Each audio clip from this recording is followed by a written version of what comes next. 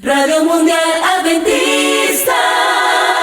Línea WhatsApp 311-739-5032.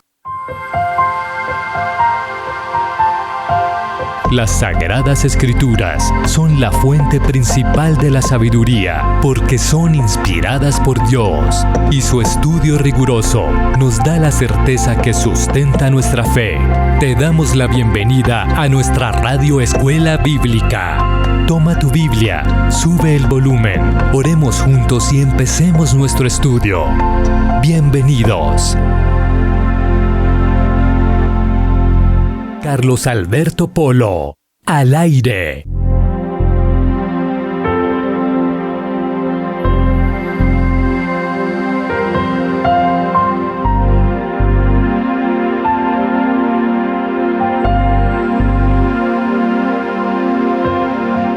Qué alegría es volver a encontrarnos en la Radio Escuela Bíblica, estimados amigos. Gracias a cada uno de ustedes por darnos el bendito privilegio de llegar hasta sus lugares de origen a través de los 1470 AM AWR Medellín, a través de los 1020 AM AWR Bucaramanga. También nos escuchas en los 1580 AM AWR Sincelejo, en los 1360 AM AWR Cartagena y por supuesto en los 1010 AM AWR Barranquilla. A usted que nos sintoniza también a través de nuestras plataformas digitales, muy buenos días, cordial saludo, qué alegría saber que está allí también a través de AWR Colombia. Nos encuentras en la aplicación móvil tanto para dispositivos Android, iPad o iPhone, y también nos encuentras como awrcolombia.org en el internet, allí nuestra página web, para que usted también nos escuche. Gracias a cada uno de ustedes por que nos permiten compartir voz de Dios con cada uno de ustedes. En ese momento les saluda Carlos Alberto Polo López, feliz de volverme a encontrar en esta Radio Escuela Bíblica con cada uno de ustedes. En ese momento yo quiero invitarlos para que antes de iniciar con esta lección número 12 en su segunda parte, que está titulada El Apocalipsis revela el engaño más grande de la historia, vamos a orar, por favor.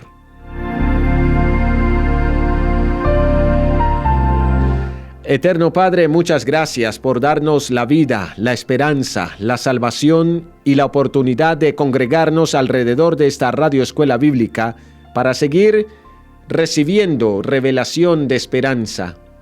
Pedimos que unjas con tu Santo Espíritu a cada oyente, que la segunda parte de esta revelación que Apocalipsis nos da acerca del gran engaño de la humanidad pueda, Señor, ser aceptado en nuestras vidas, que podamos abrir nuestra mente al así dice Jehová que será presentado en esta hora. Gracias por escucharnos, gracias por bendecirnos y gracias por esta nueva oportunidad de aprender de tu santa palabra. En el nombre de Jesús. Amén. A esta hora, participas de la Escuela Bíblica en Radio Mundial Adventista. ¿Quieres inscribirte en la Escuela Bíblica de Radio Mundial Adventista? ¡Anímate! Y participa de cursos bíblicos temáticos con los que ampliarás tu conocimiento de las Escrituras. Escribe tu nombre completo, lugar de residencia y envíalos con la palabra Escuela Bíblica al 311-739-5032. Escuela Bíblica.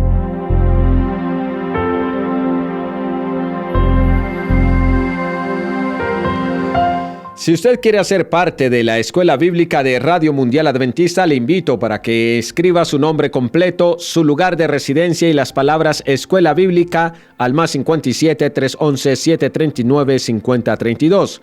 Recuerde, si usted tiene alguna pregunta sobre la lección que estamos teniendo en curso en este momento, puede plantearla también en el mismo número, 311-739-5032. Trataremos de darle respuesta, si no al aire, pues por interno. También, si usted tiene más preguntas que no tienen que ver sobre la lección que estudiamos, sino sobre otros aspectos de la Biblia, pues entonces escriba su nombre completo, escriba su lugar de residencia y las palabras Escuela Bíblica, y nuestro equipo de apoyo espiritual lo atenderá con muchísimo gusto. Estamos para servirles, para acercarlos al conocimiento conocimiento de la Biblia y por supuesto para acercarlos más que todo al conocimiento del único Dios verdadero y de Jesucristo a quien Él envió para salvarlo a usted y para salvarme a mí. Hoy seguimos adelante con esta serie titulada Revelación de Esperanza en el capítulo o lección número 12 en su segunda parte. Esta lección número 12 lleva por título El Apocalipsis revela el engaño más grande de la historia. Y vale la pena recordar, hasta aquí hemos venido hablando acerca de diferentes imperios que fueron mostrados en Daniel capítulo 7 por medio de la imagen de diferentes bestias. Y venimos analizando que Dios desde la creación dispuso del sábado santo como señal de quienes en la tierra aceptaban su voluntad y decidían ser parte de su pueblo escogido. También venimos analizando cómo se dio el cambio de adoración en el día sábado del Señor por el día domingo. Y este es uno de los engaños más grandes de la historia de la humanidad.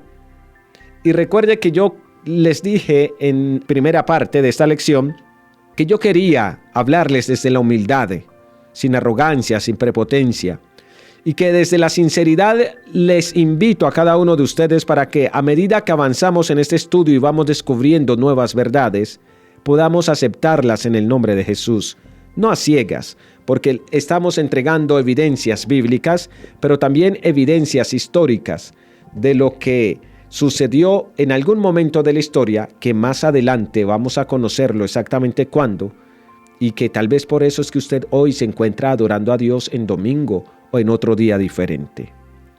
Concluimos en la tercera bestia de Daniel capítulo 7, que representa a Grecia. Una bestia que tenía 4 cabezas que representaban a los 4 generales de Alejandro el Grande, que tras su muerte se dividieron el imperio griego y cada uno tomó una porción para gobernar sobre él. Pero viene una cuarta bestia. Recordemos que esta visión de Daniel capítulo 7 tiene relación directa con la visión de Daniel capítulo 2 que le fue mostrado al rey Nabucodonosor. Y hoy le invito a abrir la Biblia en Daniel capítulo 7, versículo 7, para introducirnos en la cuarta bestia.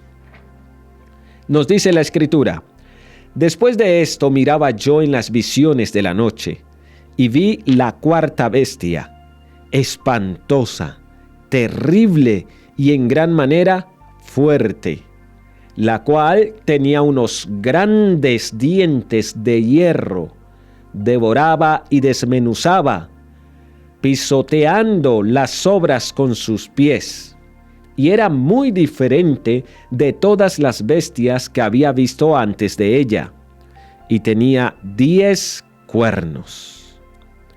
Ahora, la pregunta para la interpretación de este pasaje y de esta cuarta bestia es: ¿a quién representa esta bestia tan espantosa que Daniel no logra compararla con ninguno de los animales conocidos? Pues bueno, de acuerdo a los principios historicistas de interpretación profética que se aplica, por ejemplo, en la Iglesia Adventista del Séptimo Día, esta cuarta bestia está representando al imperio de hierro que figuraba a Roma, al imperio romano, que siguió inmediatamente después del imperio greco. La historia registra que Roma venció a los grecos y ahí formó su imperio poderoso. Y este periodo del imperio romano nos lleva, estimados amigos, al tiempo de Jesús. Recuerde usted que Roma era la que gobernaba el mundo en los días de Jesús. Y el cristianismo creció también durante el mismo imperio romano.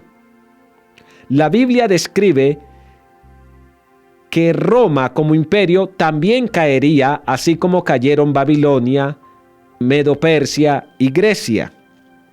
Roma no sería un imperio eterno.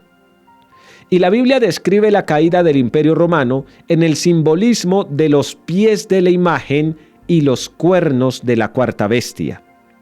Sí, la imagen de Daniel capítulo 2 tenía pies y dedos de hierro y barro que representaban a Europa. La cuarta bestia, en Daniel capítulo 7, tiene 10 cuernos. Y hay un paralelismo que me encanta aquí. ¿Cuántos dedos tiene los pies de los seres humanos? 10. Y es la imagen que ve Daniel capítulo 2. Tenía pies y dedos. ¿Cuántos dedos? 10 de hierro y barro que representaban a Europa. Y la cuarta bestia también es presentada en Daniel 7 con 10 cuernos. Exactamente, la historia registra que Roma se dividió en 10 secciones principales. Carlos, pero es que hay muchas más. Pero estamos hablando de las principales divisiones en las que se dividió el Imperio Romano. Y aquí vuelvo a reiterar algo que mencionamos anteriormente, y es que a mí me fascina y me anonada la exactitud y la precisión de la profecía bíblica cuando se cumple.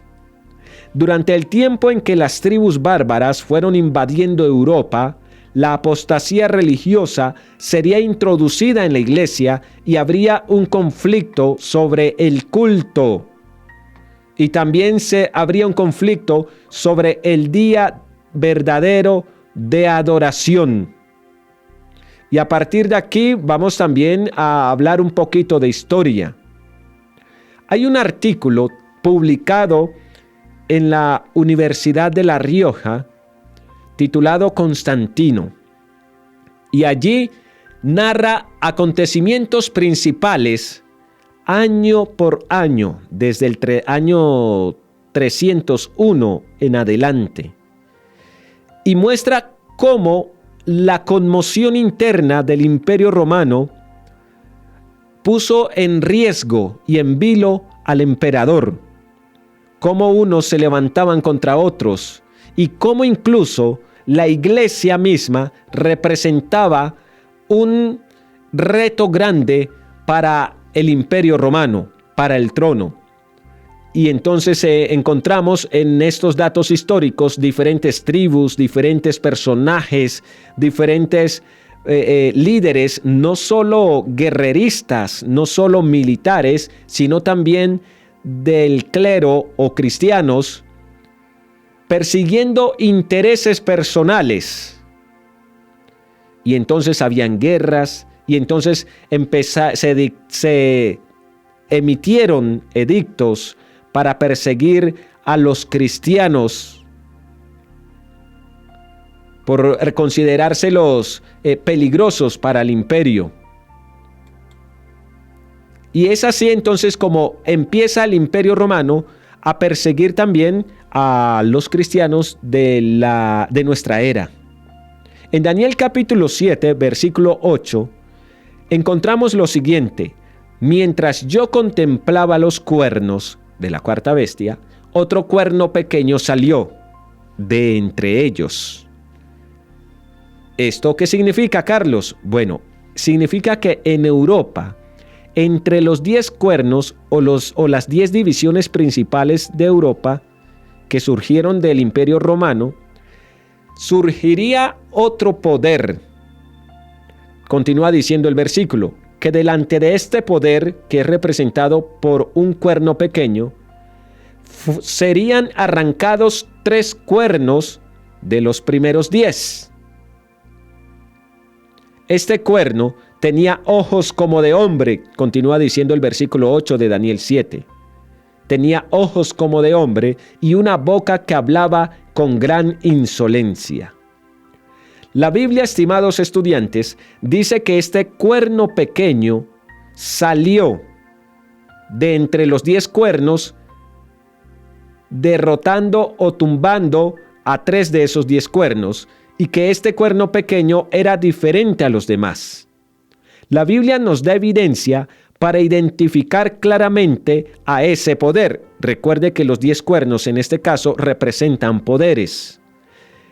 Primero, este cuerno pequeño sale de entre los primeros 10 cuernos. Y si los 10 cuernos son divisiones de Roma, del Imperio Romano, este cuerno pequeño tiene que levantarse ¿en dónde? Pues por supuesto, en Europa Occidental, que fue el territorio donde estaba establecido el Imperio Romano y que luego terminó dividido en 10 facciones diferentes. Entonces este poder representado por el cuerno pequeño, ¿dónde tiene que surgir? En Europa Occidental. Este cuerno pequeño no se levanta en Asia, tampoco en África, tampoco en América. Las raíces de este cuerno pequeño están ¿en dónde? En suelo europeo. Segundo, la Biblia dice que este cuerno pequeño subiría después de los 10 cuernos. Es decir, no se levanta en los días de Babilonia, tampoco en los días de Medo-Persia, ni Grecia, y mucho menos durante los días del Imperio Romano, hablando de Roma como imperio integrado, no imperio dividido. Bueno, ya dejó de ser imperio realmente cuando se dividió. Este cuerno pequeño se levanta después de la caída del Imperio Romano. Así que es un poder que surge desde Roma en los primeros siglos. La Biblia también dice que este cuerno pequeño tiene ojos como los ojos de un hombre. ¿Qué representa esto, Carlos? Los eruditos y teólogos en su mayoría están de acuerdo en que los ojos representan inteligencia, pero es la sabiduría del hombre, no de Dios. Por eso dice la profecía que tenía ojos como los ojos de un hombre y no como los ojos de Dios. Así que esta es una sabiduría de hombre y no de Dios. Así que este cuerno pequeño está representando a un poder que se convierte en un sistema humano, en un sistema religioso que está basado en las enseñanzas de hombres y no de Dios, y que se levantaría desde Roma. Y efectivamente, así la historia lo confirma. Y no es que tratemos de acomodar los acontecimientos de la historia para traer un significado a la profecía. No. Es que la historia misma va confirmando en sí misma lo que la profecía dice. Nota lo que la Biblia apunta en Daniel capítulo 7, versículo 24. Dice que este cuerno pequeño es diferente a todos los demás. Daniel 7:24 dice, abro comillas, el cual será diferente de los primeros, cierro comillas. Este cuerno pequeño es diferente de los otros 10 cuernos y no es primordialmente un poder político. Se trata aquí de un poder religioso, o podríamos decirlo también, de un poder político religioso. Vale la pena que lo tengas en cuenta. Ahora, la pregunta que viene es, ¿qué haría este poder político religioso? Pues según Daniel, intentaría cambiar la ley de Dios, intentaría cambiar los tiempos.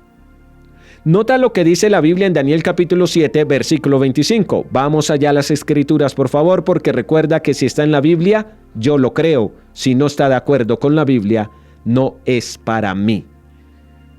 Daniel capítulo 7, versículo 25, en la versión Reina Valera del 95 dice, hablará palabras contra el Altísimo y a los santos del Altísimo quebrantará. ¿Qué significa que este poder político religioso representado por el cuerno pequeño hablará palabras contra el Altísimo? Imagínate tú, es decir, hablaría blasfemias en contra de Dios. ¿Y qué palabras contra el Altísimo más poderosas podrían haber que el reclamar la autoridad para cambiar la ley de Dios, particularmente la verdad del sábado? Es que yo tengo la autoridad de cambiar los mandamientos.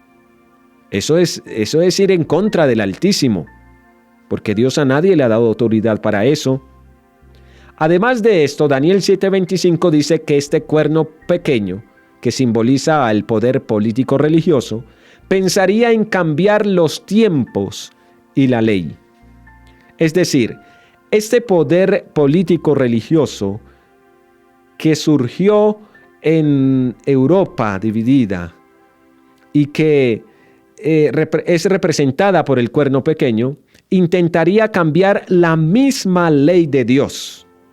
Y esto, estimados estudiantes, está hablando obviamente acerca de las leyes divinas, acerca de los 10 mandamientos bíblicos ya estudiados en lecciones anteriores aquí en la Escuela Bíblica de la Radio Mundial Adventista, descritos en Éxodo capítulo 20 y en Deuteronomio capítulo 5.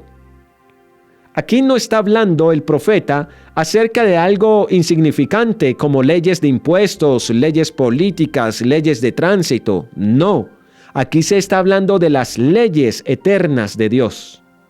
Daniel capítulo 8, versículo 12, dice que este poder del cuerno haría echar por tierra la verdad e hizo cuanto quiso y prosperó demasiado. Así que, si nosotros salimos ya del antiguo imperio romano, un poder religioso se levantaría. Al principio sería muy pequeño, pero se convertiría extremadamente poderoso. Es lo que la profecía indica. Este poder, estimados amigos, iba a reclamar que tiene la autoridad para cambiar la misma ley de Dios. Ahora, nos preguntamos, ¿cómo ocurrió esto exactamente? ¿Cómo sucedió el cambio de la ley? Y bueno, vale la pena entonces, si la ley me dice a mí, acuérdate del sábado para santificarlo, y hoy estamos adorando en la mayoría del mundo cristiano, en día domingo, significa que el primer ataque contra la ley de Dios y el primer cambio que hizo este poder en la ley de Dios tuvo que ver con el tema del sábado. ¿Cómo ocurrió el cambio del sábado al domingo? Históricamente, ¿qué sucedió? Bueno, el cambio del sábado ocurrió de manera gradual durante un periodo relativamente breve. Resultó de una variedad de factores sociales, de factores religiosos, incluso culturales. El doctor John Eddy nos ayuda a entender las raíces de este cambio en su Enciclopedia de la Biblia, página 561, donde afirma lo siguiente: el sábado, una palabra hebrea que significa descanso. Domingo fue un nombre dado por paganos al primer día de la semana, porque ese era el día en el que ellos adoraban al sol.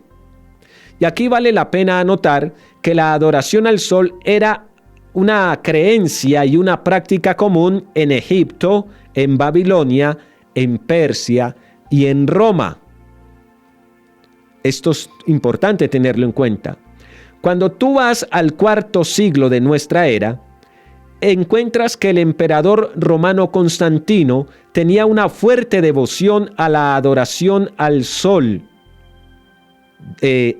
Constantino era mitraísta, adoraba a Mitra, que es el dios sol. E inclusive Constantino puso el dios del sol en las monedas que mandó a acuñar. Él también tenía un gran problema. Y recuerde los datos históricos que les cité anteriormente. Roma se estaba cayendo en pedazos y Constantino, como emperador en su momento, necesitaba urgentemente unir a su imperio. Ahora, la pregunta que Constantino se hacía era: ¿cómo puedo yo unir mi imperio para que no se me desintegre? Pues bueno, él se le ocurrió lo que consideraría para sí mismo como una idea brillante, y fue: venga, ¿y yo por qué no unifico al imperio alrededor de la adoración en el domingo? Porque recuerde que Roma veía a los cristianos como un potencial peligro de desintegración. Roma veía al cristianismo como un peligro de, ¿cómo podríamos llamarlo? De estallido social, por utilizar términos actuales. Y Constantino lo sabía. Es así como voy a citar datos históricos del artículo titulado Constantino, publicado por la Universidad de La Rioja. Abro comillas: en el año 321, Constantino promulgó una ley por la que se prohibía la administración de justicia y los trabajos manuales, en el que para los cristianos era el día del Señor. Y luego añade, esto es el domingo, y para los paganos era el día del sol. Recordemos que Constantino era mitraísta, es decir, adoraba a Mitra, el dios sol, por lo que la idea de convertir al domingo en un día festivo también era acorde a sus propias creencias. ¿Te das cuenta? Esto es importante tenerlo en cuenta. Y todo esto del cambio del sábado al domingo está sucediendo en medio de un cardumen de guerras internas y de sed por dominar diferentes territorios. Cierro comillas y vuelvo a abrir comillas para sumar el siguiente apunte. Desde que Antonio se retirara a los desiertos de Egipto unos 40 años atrás, dichos desiertos se habían poblado con numerosos anacoretas, esto es, religiosos que vivían en solitario o en pequeños grupos retirados de las tentaciones del mundo. Uno de estos anacoretas se llamaba Pacomio, que tras su conversión al cristianismo se había retirado a las ruinas de un templo de Serapis. Ahora fundó una comunidad cristiana a orillas del Nilo, que se convirtió en el primer monasterio en sentido moderno. Cierro comillas. La idea se difundió rápidamente por Oriente y los monasterios se multiplicaron. Y los cristianos seguían entonces creciendo también. Ahora, con respecto al cambio del sábado por el domingo, vuelvo a abrir comillas en este registro histórico. Las predicaciones de Arrio no solo contradecían el sentir popular de los cristianos, que preferían adorar a un Jesucristo más tangible y a un Yahvé abstracto al estilo judío, sino también a la tradición teológica de Alejandría, que había creado la doctrina del trinitarismo. Los sacerdotes de Alejandría instaron a su obispo, llamado Alejandro, a convocar un sínodo, es decir, un concilio, en torno al arrianismo. Y así sucedió en el año 323, y en él las tesis de Arrio fueron declaradas heréticas. ¿Qué decía Arrio? Que Cristo no era Dios, que Cristo simplemente era un personaje que había nacido, había hecho una obra especial y nada más. Continuó la lectura.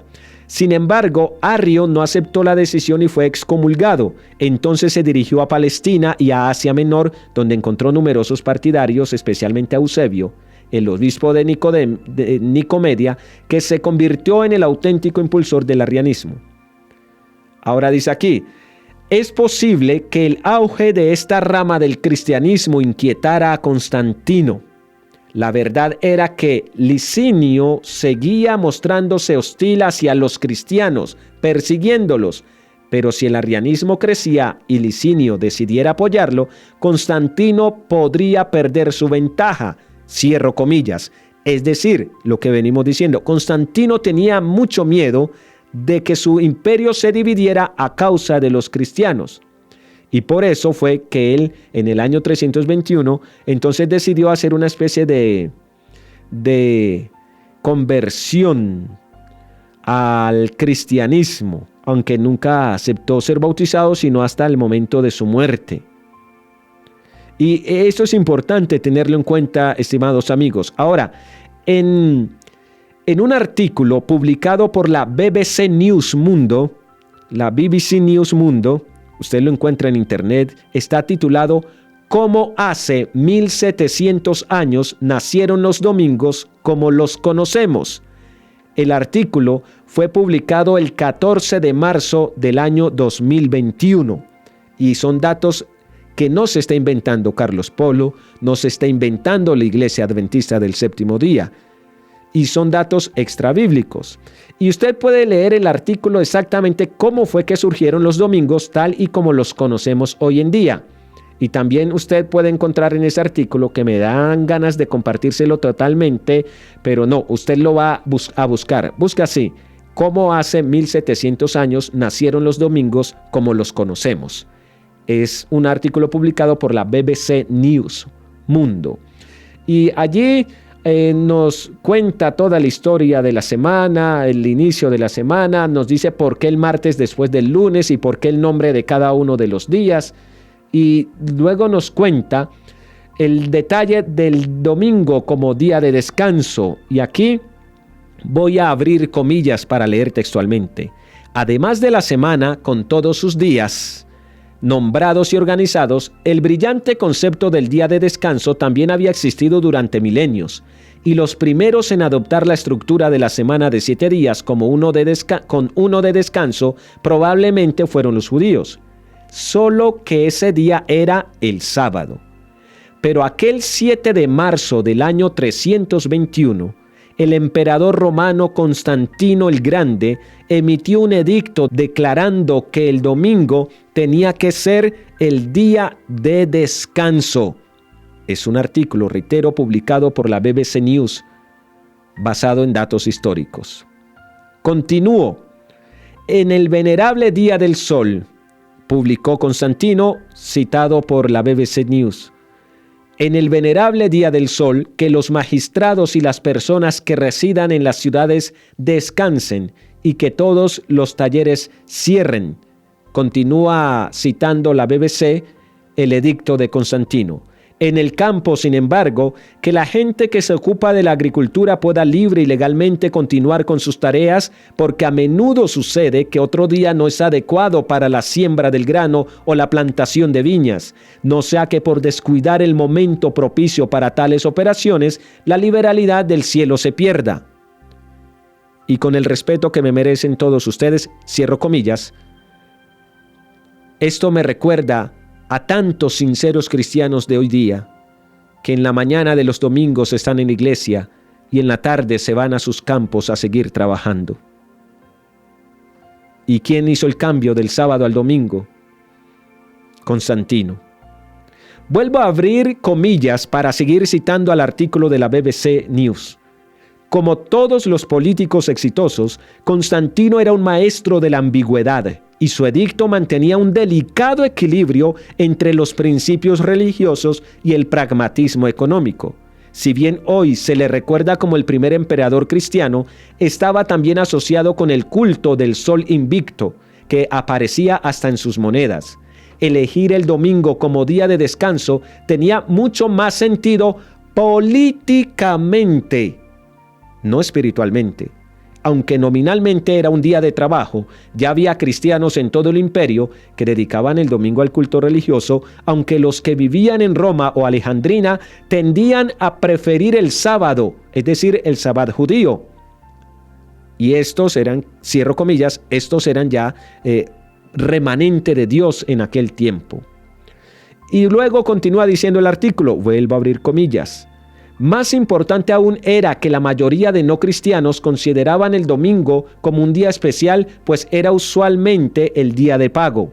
Y quizás también crucial era que se trataba del día especial del Sol Invicto, un culto oficial en el imperio desde el año 274 que era particularmente atractivo para las clases altas senatoriales. De hecho, Constantino mismo, aunque promovió activamente la iglesia cristiana, durante toda su vida reconoció al Sol Invictus como un dios. Y solo fue bautizado en la fe cristiana en su lecho de muerte, y hasta el día de hoy continúa el debate sobre si fue un verdadero converso o si solo se aprovechó de la iglesia como una fuerza unificadora. Cierro comillas. ¿Te das cuenta? Fue una estrategia de Constantino para mantener a su imperio unido el cambio del sábado al domingo. Ahora bien, si abro comillas nuevamente, no todos los cristianos recibieron con beneplácito el edicto de Constantino y siglos después todavía había grupos que preferían seguir guardando el sábado. Tanto así que en el sínodo de la Odisea, es decir, en el concilio de la Odisea, sigue diciendo este artículo de la BBC News, que tuvo lugar alrededor del año 363 y 364 después de Cristo, incluyó un canon, el número 29, que declara lo siguiente, abro comillas sobre las comillas, los cristianos no deberían judaizarse descansando en el sábado, sino trabajar en ese día, en lugar de honrarlo como día del Señor, y si pueden entonces descansar como cristianos, cierro estas comillas. Aquellos que afirmaran seguir a Cristo y no obedecieran serían considerados anatema, es decir, serían malditos, excluidos y rechazados como miembros de la comunidad. Con el cambio de celebración del sábado a domingo, se adoptó un nuevo término, el Día del Señor o Dies Dominicus, de ahí la palabra domingo. Cierro comillas y finalizo la lectura de este artículo contundente de la BBC News para continuar con nuestro tema de estudio en esta hora. Es que yo no guardo el sábado porque yo no soy judío, dirá alguien. Es que el sábado no era exclusivo de los judíos. El sábado, recuerda, según lo que analizamos anteriormente, es para toda la humanidad. ¿Te das cuenta? ¿En qué estás creyendo tú? ¿En un así dice Jehová o en simplemente tradiciones de hombres que cambiaron las leyes de Dios?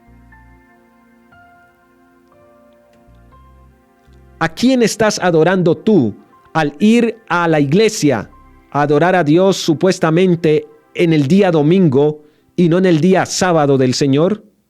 Y son preguntas para la reflexión, no son preguntas que hago para juzgarte o condenarte, porque si estás vivo hay esperanza. El gobierno romano y la iglesia romana se unieron y ambos decidieron el cambio del sábado por el domingo. Y aquí hay una declaración que es realmente increíble. En marzo de 1994, en El Mundo Católico, página 809, dice lo siguiente: el sol era un dios principal con el paganismo. Existe en verdad algo real, regio como el sol, lo que lo hace un emblema, en cierta forma, de Jesús, el sol de justicia. Pero son simbolismos de hombres, no son palabra de Dios. Por lo tanto, la iglesia en estos países parece haber dicho: mantengan ese viejo nombre pagano, seguirá siendo consagrado, santificado, y así el domingo pagano, dedicado a Balder y al sol, se convirtió en el domingo cristiano, sagrado para Jesús, pero no en el día del Señor desde el punto de vista bíblico. Ahora, hasta aquí te he hecho un resumen histórico, extrabíblico, de cómo ocurrió este cambio del sábado al domingo, de cómo este cuerno pequeño, representando a este poder político religioso, decidió cambiar la ley de Dios conforme a la profecía bíblica. Los cristianos, para escapar de la persecución, habían estado por cientos de años buscando distinguirse de los judíos. Así que el domingo fue gradualmente enfatizado debido a la resurrección de Jesús y para impedir que los siguieran persiguiendo. En otras palabras, como dice Apocalipsis, se prostituyeron. Pero Dios siguió teniendo su remanente fiel. Luego, líderes de la iglesia, para hacer a los adoradores paganos del sol más cómodos, para tratar de ganárselos, comenzaron a guardar el domingo en lugar del sábado bíblico. En otras palabras, no acomodo mi vida a la voluntad de Dios, sino que procuro someter la voluntad de Dios a mi voluntad.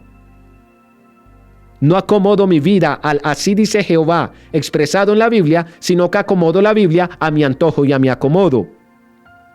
Y aquí vale la pena recordar el pasaje de las Escrituras que dice que es necesario obedecer a Dios antes que a los hombres. Desde este punto de vista, el domingo se convirtió en el vehículo para acomodar a no cristianos con cristianos en una misma unidad,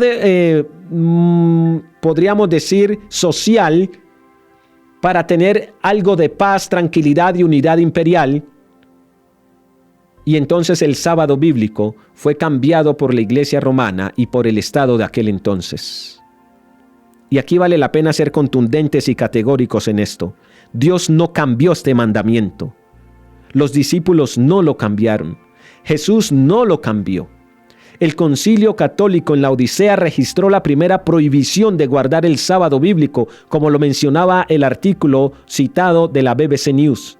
Los obispos católicos romanos se reunieron y miren lo que ocurrió, lo voy a recordar, en el Concilio de la Odisea del año 325 después de Cristo. Los cristianos no deben judaizar, es decir, no deben guardar el sábado y estar ociosos en el sábado.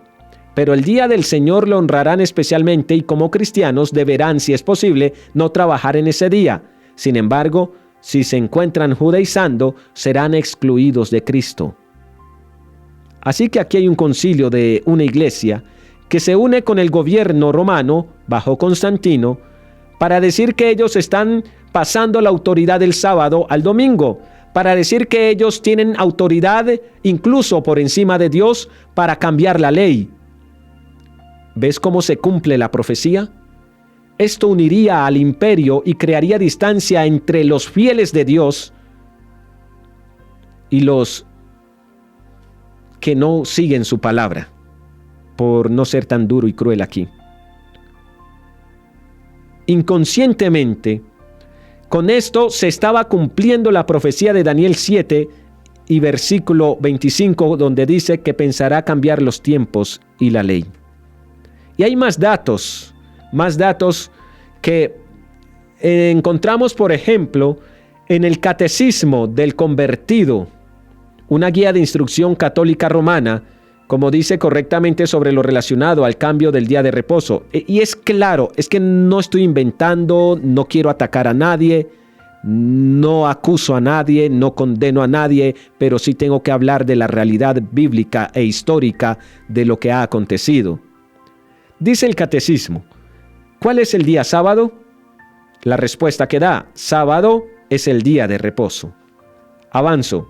Pregunta el Catecismo, ¿por qué observamos el domingo en vez del sábado?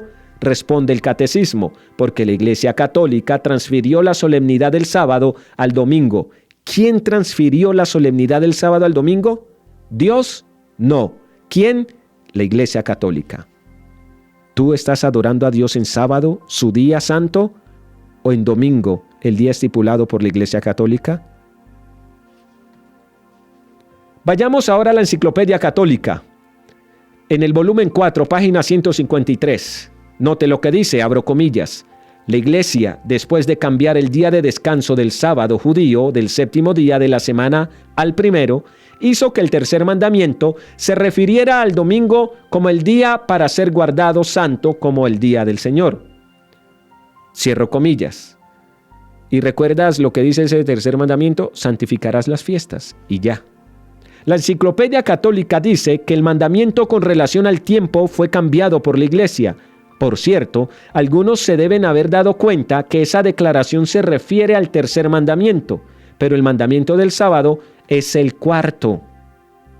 Y es entonces cuando tenemos que quitó la Iglesia Católica el cuarto mandamiento del sábado y eliminó el tercer mandamiento que habla de la no hacerse imágenes ni ninguna semejanza, y entonces quedó con 8 mandamientos. Necesitaba 2 mandamientos. ¿Qué hicieron ellos? Pues entonces tomaron el 10º mandamiento que dice no codiciarás la mujer de tu prójimo y no codiciarás los bienes de tu prójimo, que eran un solo mandamiento, lo dividió en 2 y ¡pum!, por arte de magia. Entonces vuelven a tener 10 mandamientos. Karl Kertin, uno de los estudiosos laicos católicos más reconocidos, escribió un libro como un desafío a los protestantes titulado Catolicismo y Fundamentalismo. En la página 38 dice lo siguiente, abro comillas, los fundamentalistas se reúnen para adorar en domingo, pero no hay evidencia bíblica que la adoración debería hacerse los domingos. El sábado judío o día de descanso era claro, el sábado. Fue la Iglesia Católica la que decidió que el domingo debería ser el día de adoración para los cristianos en honor a la resurrección. Cierro comillas. Y recuerda, si tú quieres hacer honor a la resurrección, ¿cuál es el símbolo bíblico de la resurrección? El bautismo, no el domingo. Este autor está razonando de la siguiente manera. Si quieres ir de acuerdo con la Biblia, debes guardar entonces el sábado bíblico. Si no quieres ir de acuerdo con la Biblia, entonces deberías regresar a la Iglesia Católica que libremente reclama la autoridad para cambiar la ley de Dios como lo considera conveniente. Este es un argumento poderoso usado por un prominente erudito católico por allí en los años de 1988. Y el asunto va mucho más allá de un día versus del otro. El asunto es de quién es tu guía. ¿La Biblia o la tradición? ¿Dios o Satanás? El asunto aquí, estimados amigos, es de autoridad. No olvidaré mi pacto, dice Dios, ni mudaré lo que ha salido de mis labios. ¿A quién obedeces tú? ¿A las tradiciones de los hombres o a Dios mismo? ¿Cuál es el fundamento de tu fe? ¿La tradición humana o el así dice Jehová? ¿Cuál es la base de autoridad de tus asuntos espirituales? ¿La iglesia o la voluntad de Dios? ¿Quién rige tu vida? Recuerda una de las características del pueblo de Dios para este tiempo. Apocalipsis capítulo 14, versículo 12. He aquí la paciencia de los santos, los que guardan los mandamientos de Dios, incluido el sábado bíblico y la fe de Jesús. Con Dios no todos los días son iguales. Con Dios el séptimo día es sagrado, es santo, es bendito y se le adora a Dios en ese día. Es que yo estoy adorando de igual manera al mismo Dios. Sí, Caín y Abel fueron a adorar al mismo Dios, pero uno de ellos no adoró a Dios como Dios se lo pidió. Por ende, Dios rechazó su ofrenda, su adoración. ¿Correrás tú el riesgo de que Dios rechace tu adoración por ir a adorarlo en un día que Él no ha estipulado? Yo quiero invitarte para que si has recibido palabra de Dios y has recibido nueva luz y nueva revelación, la aceptes en tu vida. Y oremos, por favor, para que en el nombre de Jesús puedas hacer de esta nueva luz, del sábado como día de reposo, parte de tu estilo de vida. Oremos. Padre amado, gracias por hablar a nuestros corazones. No juzgamos, no condenamos, porque no nos has llamado para eso. Solo hablamos, Señor, lo que la evidencia bíblica e histórica nos presenta. Y basados en esta luz, en esta revelación, te ruego el favor que podamos tomar decisiones que propendan por nuestra salvación en Cristo Jesús. Bendice a cada estudiante, a cada oyente, que tal vez duele el saber que estuvimos engañados tanto tiempo. Pero hoy, Señor, has hablado a nosotros. No he hablado yo. Te ruego el favor que nos permitas ir de nuevo al encuentro del único Dios verdadero. Te ruego que nos permitas ir de nuevo a la palabra del Señor y acomodar nuestra Biblia a tu voluntad, nuestra vida a tu voluntad. En el nombre poderoso de Jesús. Amén.